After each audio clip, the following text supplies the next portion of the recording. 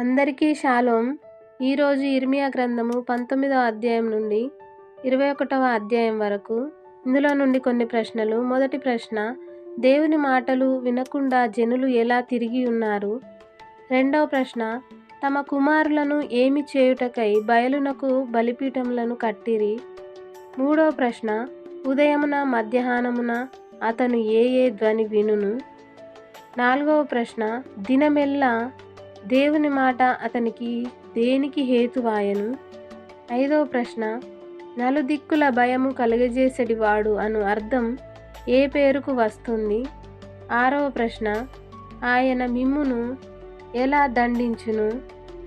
ఏడవ ప్రశ్న, దేవుని యొద్ద నుండి ఎవరికి ప్రత్యక్షమైన వాక్కు? ఈ సమాధానాలు తెలిసిన వారు కామెంట్ బాక్స్లో తెలియజేయగలరు. షేర్ చేయండి, సబ్స్క్రైబ్ చేయండి, లైక్ చేయండి.